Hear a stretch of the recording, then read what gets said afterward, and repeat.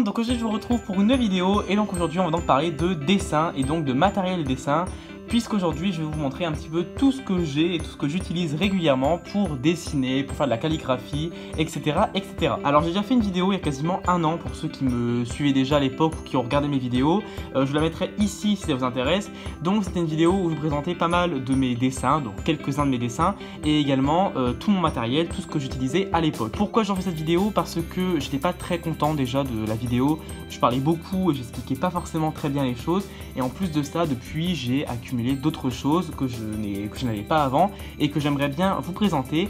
Donc du coup c'est pour ça que je fais cette vidéo. Donc forcément vous retrouverez peut-être des choses que j'avais déjà montrées dans la précédente vidéo, mais il y aura aussi de nouvelles choses. Par conséquent je précise tout de suite que je suis loin d'être un pro du dessin. Donc du coup ce que je vais vous montrer, j'essaye un petit peu de me professionnaliser dans le matériel. J'essaye d'avoir du bon matériel pour pouvoir justement avoir des dessins un petit peu plus jolis. Donc il y aura des choses qui seront des choses un petit peu plus professionnelles, d'autres qui seront des trucs à moindre coût. Mais voilà, je ne suis pas du tout un pro du dessin, donc je n'ai pas non plus un matériel de professionnel. Je ne saurais pas le faire aller de toute façon, et encore une fois, je suis loin d'être encore une fois à un stade extrêmement important de dessin. Donc si la vidéo vous intéresse, et bien écoutez, je vous laisse avec la suite, et j'espère que ça vous plaira.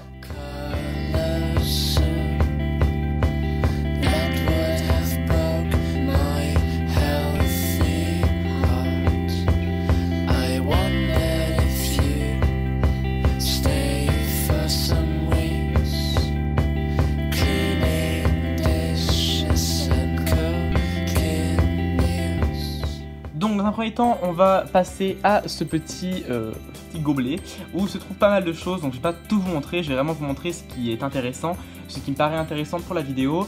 Et on va tout de suite commencer par les crayons de bois. Donc les crayons de bois, très honnêtement, je sais qu'il y a des crayons de bois très bons, de très grandes marques, très chers, mais j'en utilise pas honnêtement.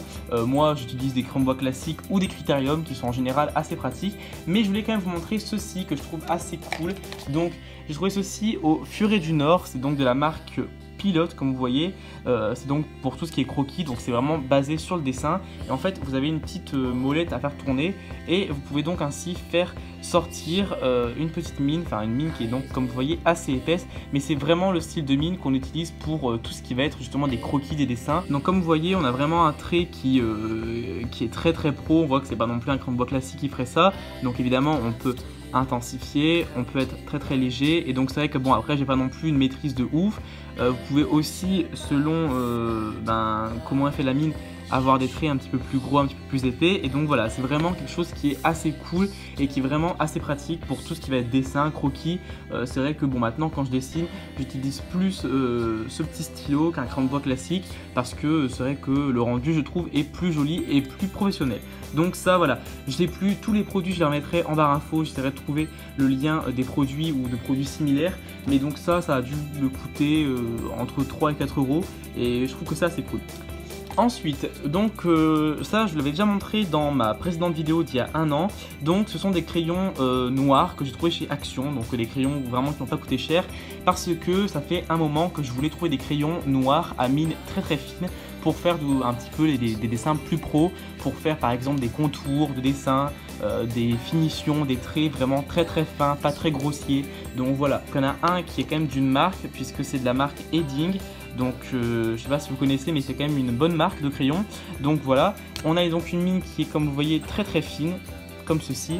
Et donc j'avais également trouvé un autre crayon, donc qui n'est pas d'une marque spéciale, mais qui était comme ceci et qui avait également une mine qui était relativement fine.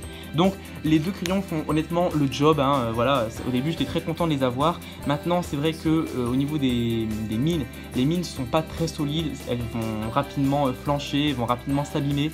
Donc c'est un petit peu le mauvais côté des choses. Mais honnêtement voilà, après il faut aussi voir le prix.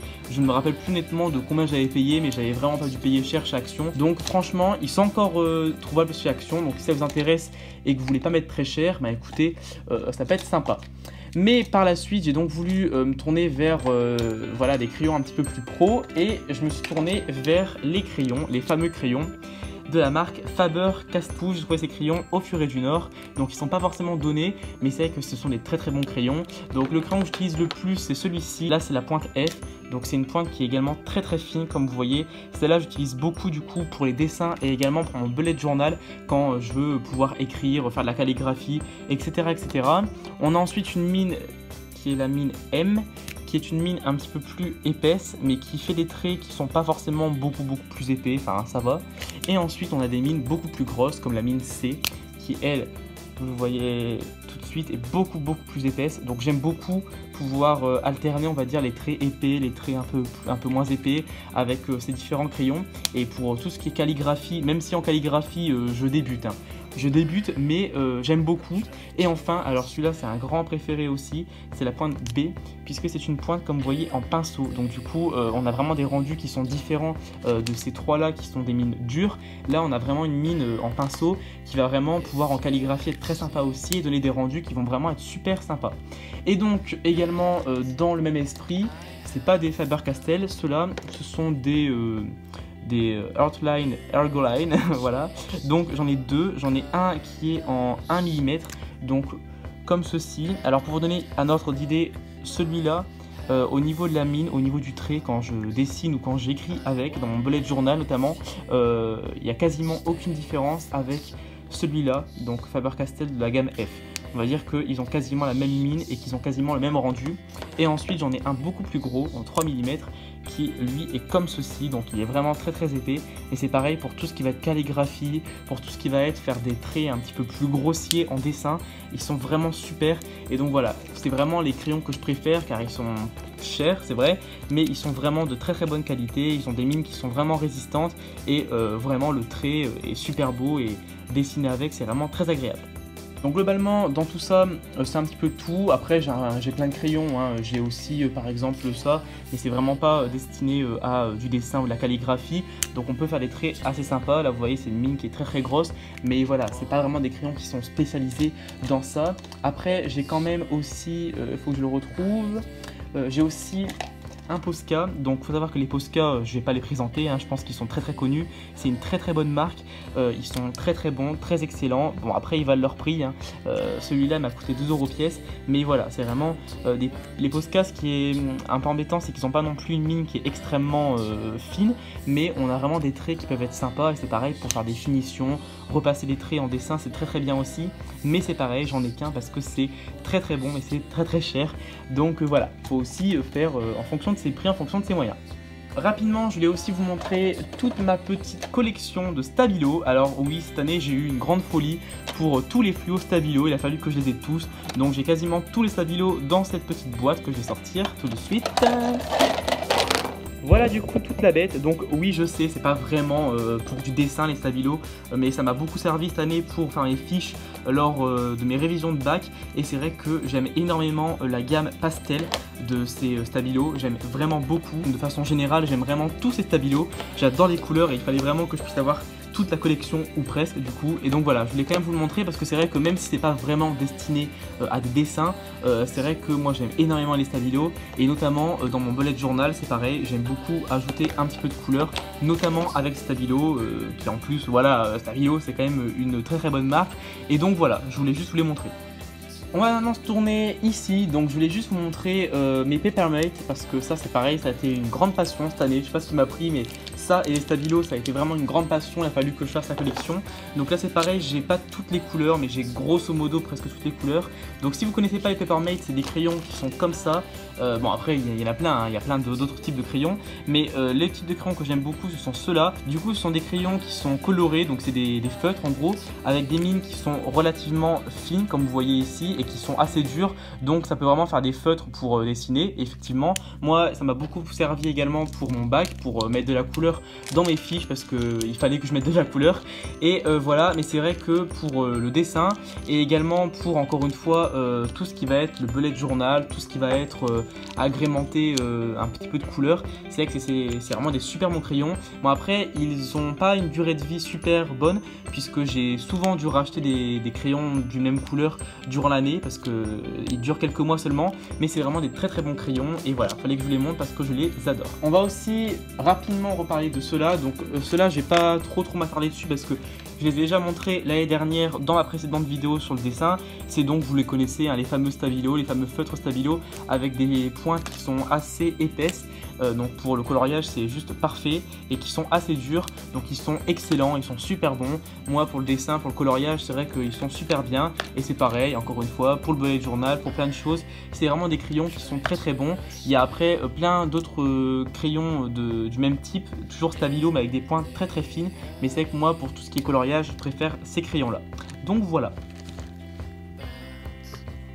On va donc se tourner ici au niveau des boîtes de marqueurs, puisque maintenant je vais vous reparler de mes petits marqueurs alcool. J'en avais déjà pas mal l'année dernière quand j'ai fait la vidéo, mais j'en ai depuis eu d'autres, pas mal encore. Donc là, je sais pas, je dois en avoir à peu près 70-80 je dirais. Donc voilà, j'ai 3 bacs comme ça. J'ai essayé de répartir mes crayons à peu près par couleur. Bon franchement pour moi les marqueurs alcool sont vraiment les meilleurs crayons pour tout ce qui est coloriage et tout, même si après c'est plus pour des coloriages pro encore une fois, puisque c'est pareil, les marqueurs alcool c'est spécifique, il faut du papier bien spécifique, donc du papier layout en général pour pas que ça transperce et tout.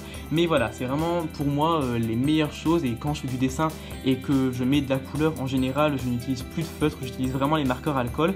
Donc j'en ai j'ai deux marques principales. J'ai les fameux marqueurs de chez Action dont j'ai déjà fait des revues. Donc voilà, hein, comme les marqueurs classiques, on a une pointe qui est très épaisse et une pointe beaucoup plus fine.